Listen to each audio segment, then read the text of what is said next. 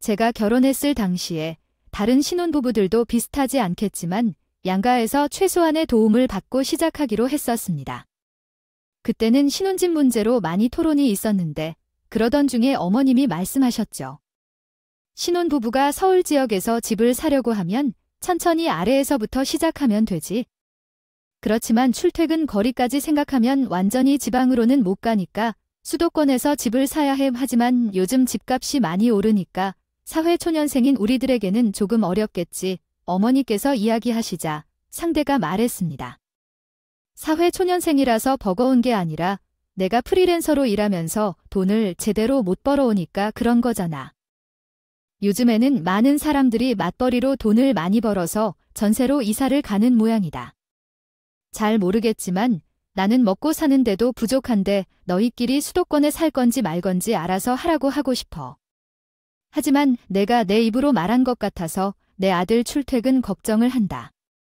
뭔가 강촌에서는 못 살 것 같아. 양과 도움 없이 집을 구해야 한다고 말했었잖아. 출퇴근 길까지 고려해야 하니까 간단히 지방에 집세를 아끼고 자차를 사는 게 낫겠냐 아니면 대중교통으로 다니고 월세를 내야 할지 고민 중이야. 빚을 지고 서울권이 뭐가 되는지 모르겠어. 전세로 수도권에 사는 것도 힘든데 월세로 가야 할지 고민 중이었어. 저는 프리랜서이기 때문에 그나마 지역에서 구해주지 않는다고 하지만 남편은 출퇴근을 해야 하니까요. 고민을 거듭하고 있는데 그때 남편은 별 생각 없이 그럼 그냥 월세부터 시작하면 되지 않냐고 합니다. 매달 나가는 돈에 대해 어떻게 생각하지 않을 수 있는지 말로 월세는 다 없어지고 나는 배부르기만 하는 짓이라는 생각이라서 잠깐 언쟁을 할 수밖에 없었지만 곧 어차피 돈 관리는 내가 할 거 아니냐며 너 알아서 하라는 식으로 굴어서 저도 그냥 포기했어요. 백날 첫날 이야기해봐야 의견 차이가 좁혀지지 않을 텐데 오히려 싸움만 더 커질 것 같더라고요. 그 말도 정확하다. 그냥 월세부터 시작해도 되지. 우리 나이도 젊은 편이니까. 시작을 왜 남들이 다 하는 것처럼 따라할 필요가 있나? 그래서 매달 월세는 관리비를 포함한 모든 것을 어떻게 내려고 그러는 거야? 그래도 전세는 나중에 보증금처럼 돈을 받기는 했잖아. 월세는 그냥 밑빠진 덕에 물 붓는 것 같아서 그런 거야? 그걸 누가 몰라. 근데 돈이 없다면 어떡해? 그래서 얼마나 지방으로 가서 전세를 구하려고 하는 거야? 그렇게 왔다 갔다 출퇴근 비용이 더 들 것 같은데. 그리고 월세든 전세든 어차피 돈 관리는 내가 하겠지 뭐.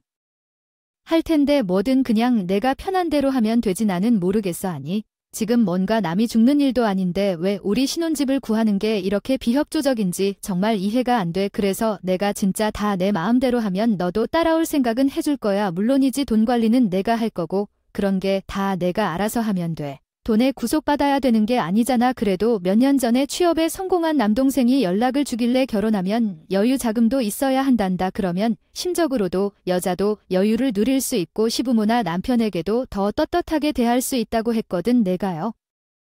결혼을 한 것도 아니고 이런 사정을 어떻게 해야 할지 고민했더니 그러자 너는 웃음을 짓고 있었어요.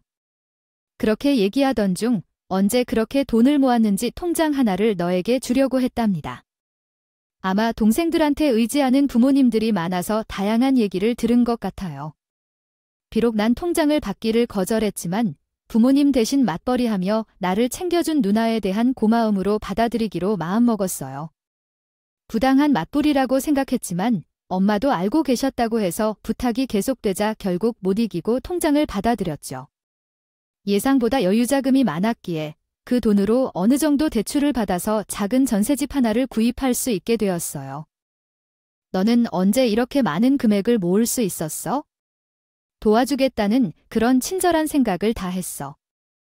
아무리 그래도 내가 누나인데 너한테 보탬이 되지 못할 것 같아 미안하다. 그래도 될까 싶어. 너랑 무슨 말을 하는 거야? 내가 계속 말했잖아. 누나 나 때문에 얼마나 힘들고 헌신했는지. 내가 그것을 잘 알아. 나는 부모님을 너보다 더 걱정한 것도 알고 있어. 그래서 너무 고마워. 나도 일을 시작한 지 좀 됐는데 그동안 절약해둔 돈을 내 앞날을 위해 중요하게 생각해서 이것 말고도 다른 일에 쓸 돈이 필요하니까. 누나, 너무 걱정 안 해도 돼. 그냥 축의금을 미리 받은 것처럼 생각해. 왜 이렇게 큰 돈을 통장으로 줘? 너 이것 말고도 여유 있는 거 있어? 맞지? 무리하지 않아도 돼서 좋겠다. 그래도 덕분에 수도권에 남아 작은 품질집 하나 얻었어. 진짜 월세라도 가야 되나 싶었는데 눈앞이 깜깜했어. 정말 고마워. 나도 한때 내가 정말 원하던데요. 학원 전부 포기해야 되나 싶었는데 눈앞이 깜깜했어. 그때 누나가 아무 걱정하지 말라고 했잖아. 이제 내가 누나한테 그 말 돌려줄 수 있을 것 같아. 아무 걱정하지 말고 결혼에만 집중해, 누나. 처음에는 남편도 월세살이로 결혼 생활을 시작해야 했느라 걱정이 많았다고 하는데 어디서 돈을 구해와 작은 전셋집 하나 마련해보니까 마냥 신기해하더라고요. 마누라는 능력이 좋다고 하지만 처음에는 철없는 소리라고 생각하고 말했어요. 그러나 나중에 그게 남동생이 도와준 것이었다는 사실을 알게 되었고 그때부터 묘한 남편의 식에 질투가 시작되었어요. 괜한 시비 거는 것은 일상이 되었고 남동생을 깔보는 것은 아니지만 할 때마다 화가 났어요. 집값이 군값이 뭐야? 우주갑이라고 하던데 어떻게 구해왔어? 나는 우리가 꿈쩍없이 월세방에서 2년 동안만 살 줄 알았어. 아직 안심하긴 일러 전세라고 해도 매 2년마다 돈을 더 내야 되니까 그 금액만큼 우리가 열심히 벌어야 해.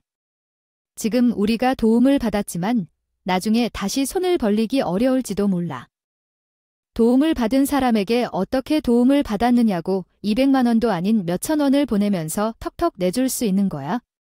결혼을 한다고 해서 축의금을 미리 받는 척하면서 엊그제 동생의 통장을 들고 왔어. 내가 억울해서 거절을 못하겠어? 우리 형편이 그렇다 보니? 당시에는 남동생을 얘기하는 거 맞아. 우리 처남 사실 남편이랑 남동생은 직업이 같았어요. 그런데 제가 아는 바로는 남동생 회사가 외국계고 남편은 아니라서 그런지 동생네 회사가 남편네 회사보다 복리후생도 좋고 급여도 훨씬 많이 받는 것 같더라고요. 업계 내에서도 동생네 회사는 능력이 있다는 걸 인정해주는 것 같아요.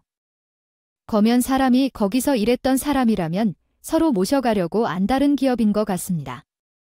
저는 직종이 아예 달라서 잘 모르지만 남동생이 취업한 곳이 입사하기 꽤 어려운 만큼 조건이 좋다는 것을 알고 있었는데 남편이 그 정도로 대놓고 세게 질투하니까 생각보다 남동생이 더 대단한 회사에 다니는구나 하는 생각이 드네요.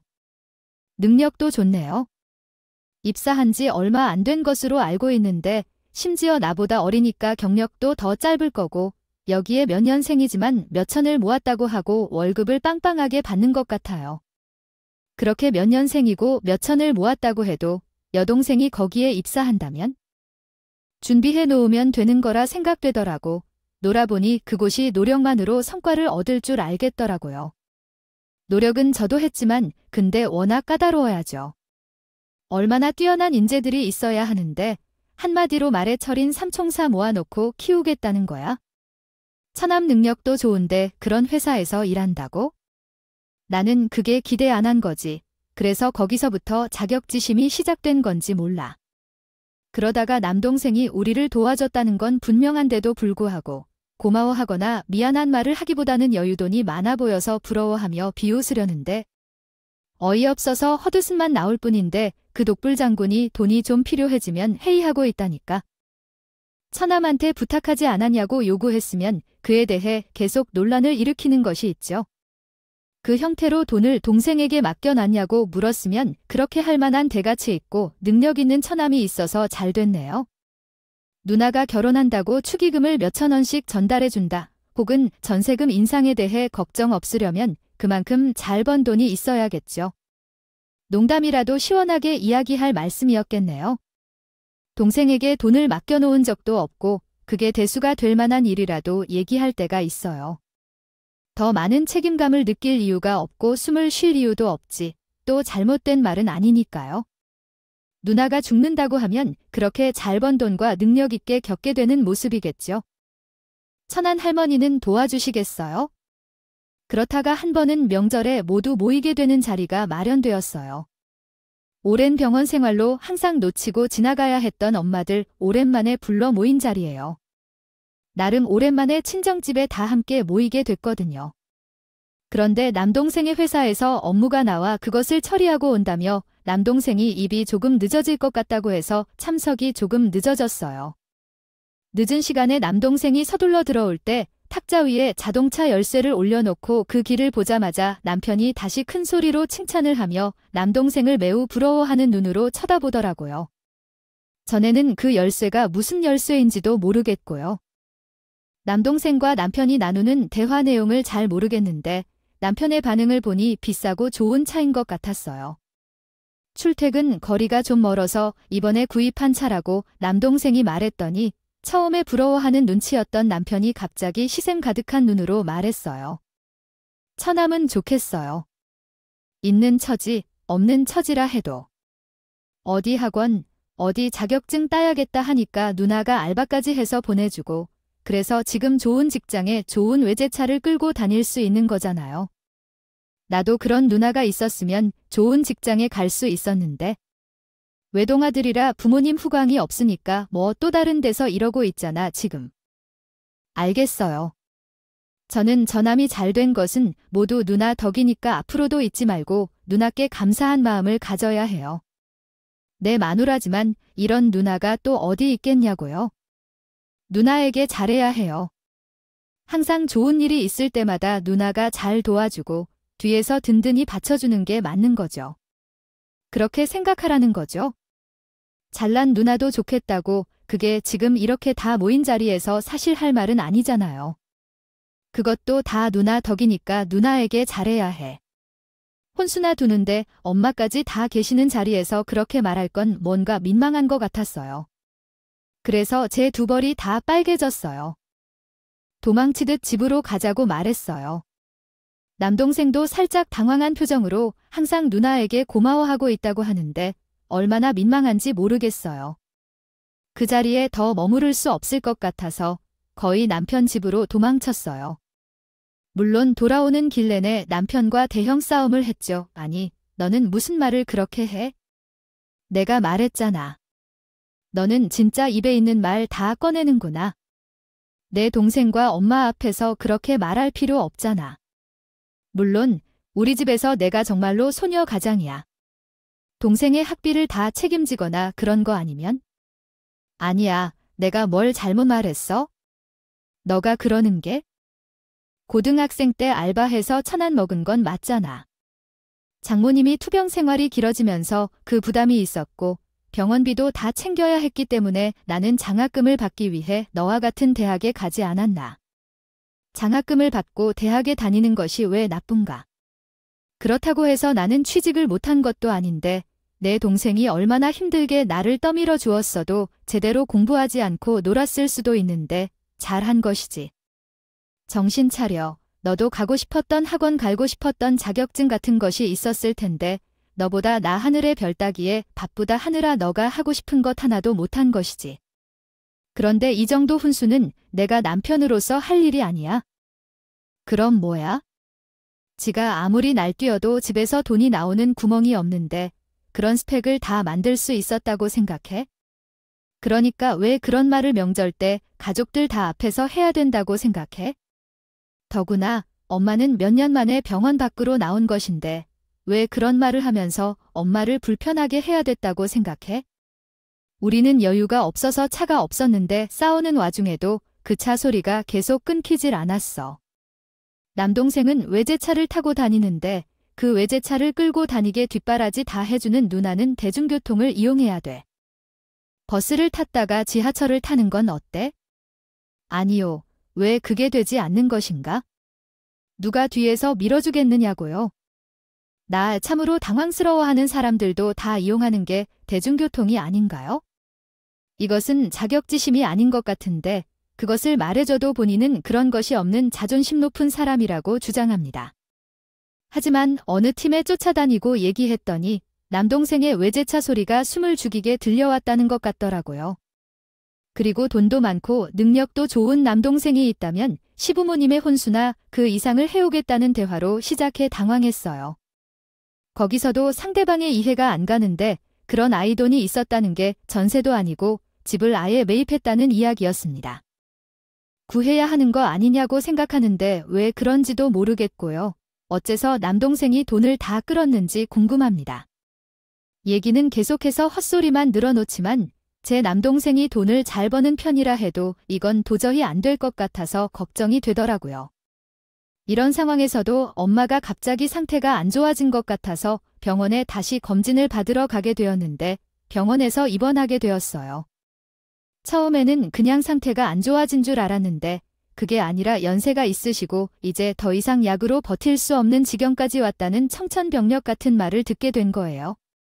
요즘 들어 엄마가 자주 웃으시는 것을 보니 상태가 좋아졌다고 생각했는데 이렇게 어지러운 상황에 이르렀습니다. 호전되고 있는 줄만 알았거든요. 자식들. 걱정할까봐 애써 웃고 있는 줄 모르고요.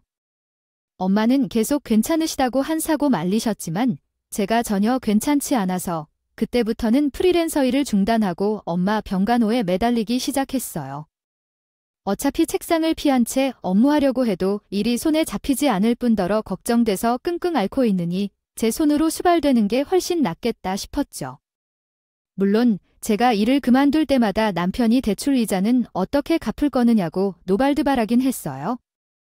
장모님 병원에 계신다고 하루 이틀이라면서 그래도 살 사람은 살아야지 않겠냐고 그렇게 무턱대고 그만두면 어쩌냐고 하는데 위로는 못해줄 망정 이런 상황에서도 또 돈인가 싶어 너무 속상해서 한바탕 했습니다. 그게 지금 몇 년째 투명 생활하고 있는 장모한테 할 말이야. 남이라도 그런 식으로는 말 못하겠다. 아니 장모님 병원에서 오늘 내일 하고 그러는 것도 하루 이틀이지. 원래 병원은 다 심하게 말하는 법인데 그거 듣고 쪼르르 달려가 앉아있으니까 내가 답답해서 하는 소리지. 누가 장모님 진짜 어떻게 된대 하니 그런 가정조차 하지 말라고 그럼 당연히 엄마 병원에 입원하셨는데 응당 따라가는 게 맞는 거지. 당신이 입장 맞고 생각해봐 어머님 병원에 입원했다고 해도 그대로 방치해뒀겠어. 그거야 엄마는. 처음에는 병원에 입원하셨으니까 걷는 것이 어렵겠지만 장모님 그게 아니에요. 내가 말하고 싶은 건 좀 묻어내질 때도 되지 않았냐는 거거든요. 아니에요. 매번 그러니까 벌벌 떠는 건 아니잖아요. 그런데 부모님의 생사가 걸려있는데 어떻게 벌벌 뜰 수가 없어요? 지금 상황에서 나 혼자 남게 되면 어떻게 해야 할지도 몰라요. 들어가게 될 병원비만 해도 몇 천은 되겠다고 해도 병원비를 물어봤을 때 시댁에서 도움 좀 줄 수 있을지 물어봤어요. 하지만 전혀요. 오히려 노려보는 눈빛으로 병원비가 이렇게 비싸냐고 하더라고요. 아니죠. 당연히 중환자실에서 산소기를 사용하는 상황이니까요. 비싼 줄 모르고 있었는데 그렇게까지 비싼 줄은 몰랐다며 찡그리며 반응을 보였어요. 이런 반응일 줄은 상상조차 못했어요. 어쨌든 다른 사람이라도 장모의 병원비를 치려는 거잖아요. 근데 왜 3천만 원에 기분이 좋아진 거냐고 처남이 알고 있느냐고 대뜸 불평했어요. 여기서 왜 처남이 관여하냐고 대판 싸웠죠. 결국 남편이 그 외제차 얘기만 하지 않았어도 이렇게 크게 싸우지 않았을까 싶어요. 남동생의 외제차를 보고 남이 했던 날부터 입에 달고 사는 게 그 외제차였다는 거예요. 얼마나 그거 다 치려면 차 한 대 뽑고도 안 될 정도네요. 살짝만 보태면 처남이 타고 다니는 외제차도 뽑겠는데 그 돈을 다 들였다고 너 설마 그것이 지금 아깝다는 식으로 말하는 거야? 얘야, 우리 엄마 제사한테 정리하면 그 정도 돈 안 나올 줄 알아? 그냥 엄마 재산을 엄마가 쓴 거라고 생각하면 되겠지. 그런 사람이 아픈데 그냥 그러다가 말 잘못하면서 병원비가 비싸서 못 가 뭐 이럴까? 그런데 한술 더 떠서 시댁에서도 연락이 온 건 있죠. 그렇게 잘난 남동생이 있는데 그쪽에서 돈을 내는 게 맞지? 왜 내가 그 돈을 다 내고 있냐며 안부 인사 대신 전에 온 첫마디였어. 당연히 쥐꼬리만한 월급이라도 내가 일해서 한 푼이라도 대출이자에 보태는 게 맞는데 그 용돈벌이한 프리랜서도 때려치고 병원에 집착하고 있으면서 그게 말이 되느냐고 시비를 걸더라고요. 하물며 남편의 아들인데 벌이도 좋으니까 알아서 하라고 하라면서 걔는 돈도 잘 버는데 몇천 원이면 얼마나 된다고 외제차도 구겨봤다며 들들 볶더군요. 그 놈의 외제차 언급은 남편이든 시댁이든 시무든 모자 전통이냐고요. 너는 애가 무슨 친정에 돈 못 갖다 줘서 어디 죽은 귀신이라도 붙었니? 그렇게 잘난 동생이 있어요. 거기서 알아서 하는 게 맞는 거지? 결혼해서 돈 나올 것이라는 생각에 들러붙어 있어 돈은 뒀다 뭐 해? 간병해주고 싶은 마음이 하루 종일 시댁에서 돌보고 있는데 어디서든 몇 번씩 연락을 주셨어요. 병원에 있을 때도 항상 전화해 주시니 남동생도 눈치를 챘는지 제 사정을 어느 정도 알고 있는 것 같더라고요.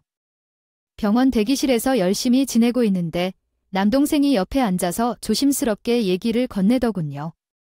이런 식으로 동생과 함께 앉아있는 건 학창시절 이후로 처음이라 뭔가 뒤숭숭했거든요. 언니, 나도 언니 사정 알고 있어?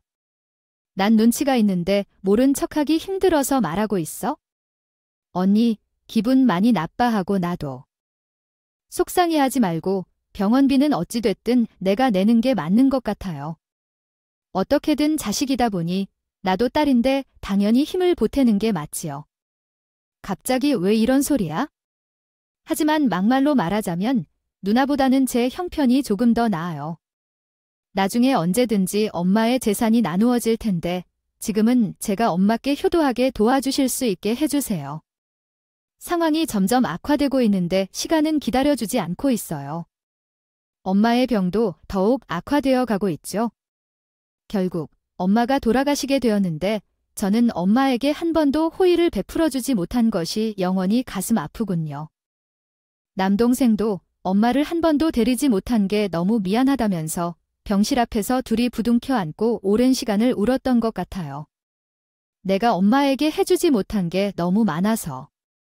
그래도 뒤늦게 효도를 못해도 자식들이나 하는 것으로 알리는 프리랜서의 작은 독립은 버릴 만하지만 그 알량한 것도 때려치고 쫓아왔는데 엄마는 날 기다려주지 않았어. 누나만 그런 게 아니야. 나도 좋은 차를 탈 생각은 하지만 너무 아픈 핑계로 가족 여행 가자는 소리 한 번도 안 했어. 내가 너무 바빠서 내가 너무 바쁘게 살아야 한다고 생각해 가족을 챙기지 못해왔어. 이런 상황임에도 불구하고 남편도 시댁도요. 병원에선 코팩에도 비추지 않았어요. 장례식에 어쩔 수 없이 얼굴을 내밀었지만 정말 그 표현 그대로 빼꼼히 전부였어요.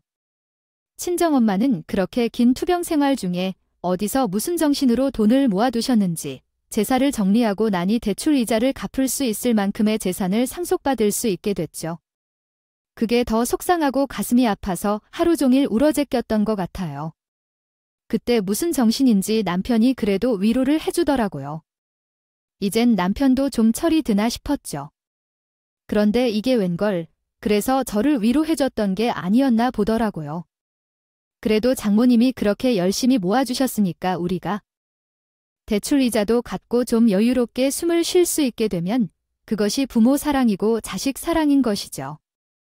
자식은 우리가 부모의 깊은 속을 어떻게 다 알겠는데 너무 울지 마세요. 그래도 그것을 생각하면 이런 엄마가 힘들게 살아오신 것을 생각하면 더욱 그렇죠.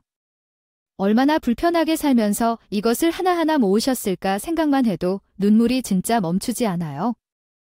장모님이 당신이 잘 살라고 스트레스 받지 말라고 이렇게 모아두신 건데 당신이 이렇게 울면 어떡해요? 너무 그러지 마세요. 어느 날 집 앞에 허구한 날 노래를 부르던 외제차가 떡하니 와 있는 거예요.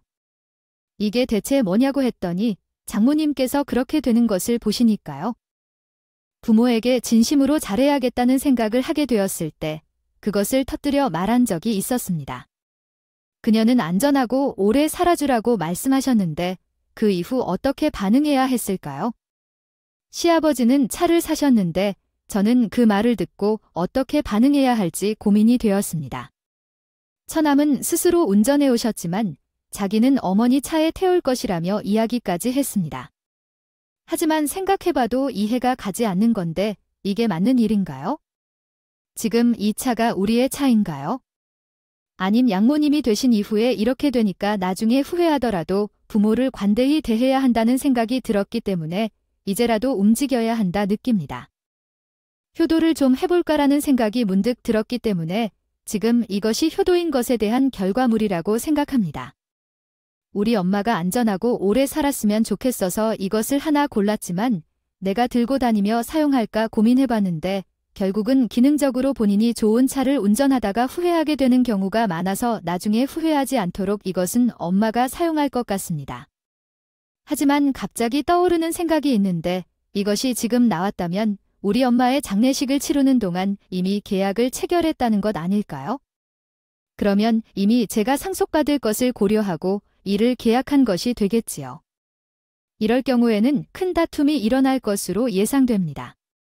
철딱서니가 있다든지 없다든지에 대한 문제는 별로 중요하지 않을 수 있겠네요. 인간의 기본 도리가 없어진다는 게 아니라고 생각해요. 하루아침에 차이 안 나온다는 건 그 누구보다 더 잘 알아요. 하지만 그럼에도 언제 거기에 서명했다고 말해요. 우리 엄마의 장례식 때 잠깐 빼닥거리다가 그 나머지 시간에 차를 알아보고 돌아다녔다고? 왜 이제서야 그래?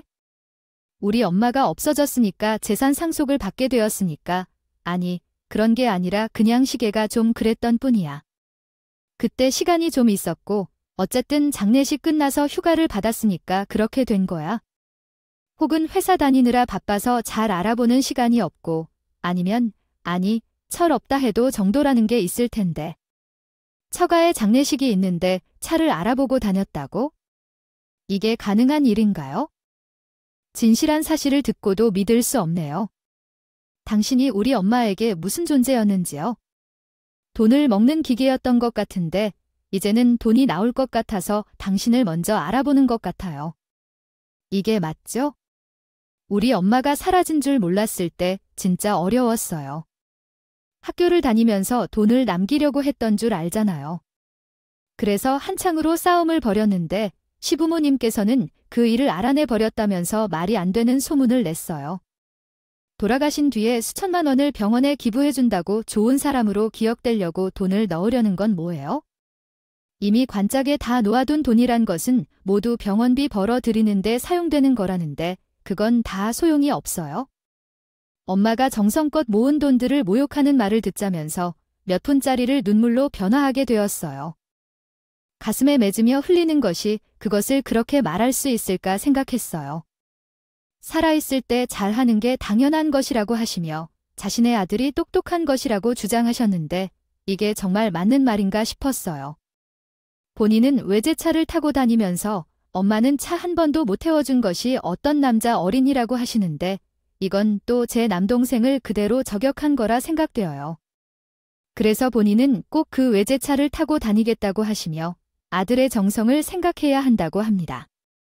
어른하신 분이실 테니 아들의 어머니라는 그분은 그날도 제 앞에서 삿대질을 하시며 돌아가신 뒤에 재산을 파견해 주시면 뭐 하나 몸이 아파지 않고 건강하게 오래 살기를 바라셨을 것입니다. 자식을 위해서 더 노력해야지. 돈 남기는 게 중요하다고. 이미 내가 처리했는데 왜 그게 문제야? 병원비는 돈을 벌어주는 게 아니겠어? 그럴 바엔 건강하게 오래 살아서 돈을 쓰다가 가는 게 나아. 그래서 부모를 생각해 차량을 구입해주는 우리 아들이 현명한 거야. 병원비로 다 쓰는 게 무슨 의미가 있겠어? 살아있는 동안에 해줘야지. 그것도 효도지. 두 다리가 건강하게 남아있어야 내가 이동할 때 도움이 될 텐데. 그때 나는 감동해서 말을 했는데 남동생이 그 문제의 외제차를 보고 고개가 돌아가겠다는 신호를 줬어요. 그러더니 말을 해야 할까 말아야 할까 하면서 우물쭈물했는데 당장 말하라고 윽박질을 받았어요. 아주 기가 막혔죠. 근데 누나, 내가 전문가는 아니라서 잘 모르겠지만 그래도 나는 이 브랜드를 좋아해서 내 차를 살 때 고민했거든. 이 차로 알기로는 그렇게 금방금방 빠지는 차는 아닐 텐데 그게 무슨 소리야? 금방금방 빠지는 차가 아니라니 차가 더 빠지고 덜 빠지고가 있어? 아니, 누나는 잘 모르겠지만 이게 어쨌든 외제차잖아. 한국에 지사가 있는 게 아니기 때문에 계약을 하고 나면 해외에서 오는 경우가 있고 물량이 좀 여유로우면요. 한국에서 가져오는 것이 차를 계약할 때 최소 6개월이 걸릴 것이라고 해서 나는 그때 계약하지 않기로 했습니다. 하지만 6개월 동안 기다려야 한다는 걸 들었을 때 그런 말이 납득되지 않았습니다. 그래서 언제 계약했는지 알아보니 엄마가 돌아가시기 전에 이미 계약을 해놓았다는 것을 알게 되었습니다. 남동생이 말한 대로 바로 나오지 않는다는 것을 알게 되었고, 엄마의 상태가 나빠졌을 때는 병원을 오가야 했고, 친정엄마는 중환자실에 있었는데 결국은 남편은 제 엄마를 모셔가야 했습니다. 외제차 브랜드샵에 다녀왔다는 얘기죠. 그래서 그날 남편에게 그랬어요. 나 문제 하나만 물어볼게. 왜 우리 망할 외제차 계약한 거야? 장례식 때 말로는 그런 차종이 빨리 나오는 브랜드가 아니라던데 왜 또 누가 그랬어? 그래. 내 처남이 말한 대로 지금 중요한 건 그게 아니잖아. 다른 헛소리는 듣기 싫고 마음도 없으니까 한 가지만 명확히 대답해. 이게 언제 계약한 거야? 내 맥박이 치솟을 것 같아. 너무 허망한 것 같아. 어째서 이런 남자랑 살고 있는지 모르겠어. 내가 데려간 남자인지도 의심스러워져 되돌아볼수록 마치 파노라마 같아. 처음엔 만나는 사람부터 현재까지 이 와중에 있어 오히려 내 사람이 되어지자 생각했어요. 그렇지 않던 더 이상 살인하기가 어렵다 싶더라고요. 그래서 남편에게 한 가지만 물어보자고 했죠. 나도 나이가 들어서 그런지 당장 어제 일도 기억이 안 나는데 몇 달 전에 내가 어떤 행동을 했는지 기억이 나지 않는 거야? 아니면 정말로 기억이 안 나서 혼란스러운 건데? 왜 말을 그렇게 하느냐? 그냥 기억이 안 날 뿐이야. 차가 빨리 빠져다닌 차가 아니라면 몇 달 전에 무엇을 했었냐 보라 그런 말이야. 괴롭구나. 그게 무슨 말이냐? 내가 조차 기억 못한다는데 내가 물자니 그 친구도 양심이 있어서 우리 엄마를 내밀어도 되지 않아요. 병원에서 근무하면서 차를 계약했다는 소식을 들었을 때 죽어도 그러지 못하겠다는 생각이 들었어요. 그래서 더는 참을 수 없다고 말했습니다. 잘한 일이야? 이제 더 보거나 적게 보거나 할 일이 없는 것 같아. 이제 결심을 바꿀 때인 것 같아. 그러면서도 이렇게 정리되어 다행하다는 마음도 있었고요. 그래서 잘했어요 라고 말했습니다. 어머니가 칭찬해 주셔서 기뻤어요. 그래서 됐어요. 잘했습니다. 어머니 말씀 잘 들었습니다. 하다가 어머님께서 나도 함께 하나 가져갈 만한 걸 준비해 두셔서 반납할 때 가져가도록 하겠다고 했어요. 그리고 시댁에 연락해서 시정 시간에 아들을 모시러 오라고 했습니다. 아들을 이렇게 조건 없이 함께 데려올 수 없다고 했던 제가 아들을 더는 소중하지 않은 공간에서 아들과 함께 못 지낼 수 없다고 말했습니다. 효도하시는 아들이시네요. 아들이 평생 함께 지내야 할 사람입니다. 제가 지금까지 엄마의 치매 치료를 위해 많은 일들을 조용히 이겨내왔는데 이제 더는 그럴 필요가 없을 것 같습니다. 남편은 어머니의 아들이자 남편이 아닌 사람으로서 함께 평생을 살아야 한다고 생각합니다. 오랫동안 함께 사는 것이 좋다는 시모님의 말씀대로 벽에 똥칠할 때까지 아들과 함께 오붓하게 살 수 있겠죠. 그래서 바로 이혼 소송을 진행했고 재산 분할 과정에서 전 남편이 많은 아쉬움이 남을 만큼 과도한 소비를 즐겼던 것 같습니다. 요즘은 외제차를 타는 것이 너무나도 좋아 보였습니다. 보더군요. 시어머니들은 외제차 말고 남편이 타고 다니려고 차를 하는데 더 계약해놨다는 사실을 그때 알았거든요. 동생 말이 맞았어요. 요즘은 자동차가 바로바로 나오지 않는다고 하더라고요. 그래서 전 남편도 미리 계약을 또 걸어놨다고 하는 겁니다. 듣자마자 얼마나 기가 막히던지 정말 할 말이 없었습니다. 제가 전 남편에게 치게 무슨 계약서냐고 물었더니 자기가 알아서 낼 거라며 신경 쓰지 말라 소리치더라고요. 신경이야 써달라고 애원해도 그럴 생각 전혀 없었고요. 전세금 삐서 나눠주고 남편이 저에게 줄 위자료까지 빼니까 전 남편 몫으로 낼게요. 5천만 원이 남았네요.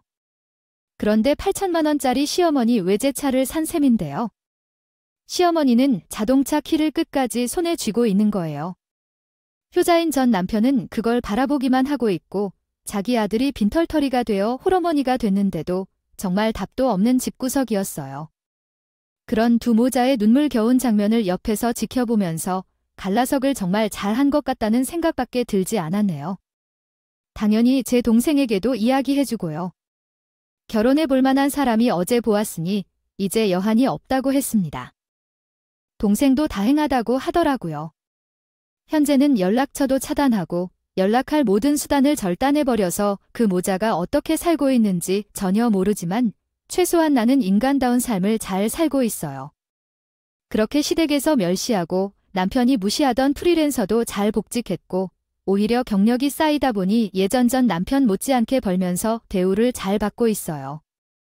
출퇴근은 필요하지 않은 재택근무 형식으로 저는 또 가능하기 때문에 굳이 수도권에서 살 필요도 없고요. 그랬더니 이게 웬걸 여유 자금까지 생겼어요. 혹덩이 하나 떼고 나니까 이렇게 삶이 풍요로워질 수가 없더라고요. 이제 보니 남편이 아니라 혹덩이가요. 맞으셨습니다. 잘난 누나도서 취업에 성공했다고 해서 요란한 누나도서가 아닙니다. 이런 싸움에 휘말리게 한 남동생한테도 미안해서 지금은 저희 남매 둘이서 아주 잘 지내고 있답니다. 이런 자식인 걸 진작에 알았어요. 결혼 자체를 안 했는데 하는 후회도 남지만 그래도 지금이라도 그런 철딱선이 없는 놈인 걸 알고 이혼했으니 다행이라는 생각도 들어요. 사람은 절대 안전하지 않다는 것을 40 중반이 되고 나서야 더 확실하게 느끼게 됐습니다. 남은 제 인생, 제 두 번째 인생을 더 열심히 멋지게 지내려고요. 다른 분들은 부디 행복한 결혼 생활만 있으셨으면 좋겠습니다. 제 긴 이야기를 들어주셔서 감사합니다. 오늘도 저희 채널에 와주셔서 감사드립니다. 더 좋은 이야기로 찾아뵙겠습니다.